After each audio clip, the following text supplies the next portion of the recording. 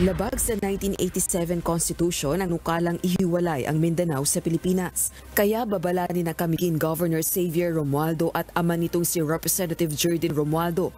Posibleng mapanagot sa batas bunsod ng sedisyon na dating Pangulong Rodrigo Duterte at Davao del Norte 1st District Representative Pantaleon Alvarez. Panukala ng dating Presidenteng Duterte na ihiwalay na sa Pilipinas at gawing independent ang Mindanao.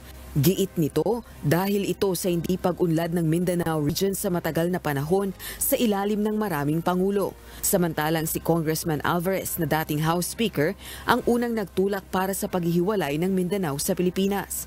Sa pahayag ni Governor Romualdo, anuman ang dahilan ni dating Pangulong Duterte sa kanyang mungkahi, mapanganib-an niya ito at para lang sa pansariling interes. Nanawagan naman si Representative Romualdo sa kanyang mga kapwa-kongresista na imbestigahan at kung mapatutunayan ng ebidensya ay simula ng pagpapatalsik sa Kamara ni Representative Alvarez dahil sa isinusulong nitong Mindanao Secession. Anya, nababahala ang mga mambabatas at ordinaryong Mindanaoan sa posibleng implikasyon ng separatist movement sa pagkakaisa at katatagan ng bansa. Rosa Licoz, UNTV News and Rescue. Diyos ang aming sandigan, serbisyo publiko ang aming pinahahalagahan.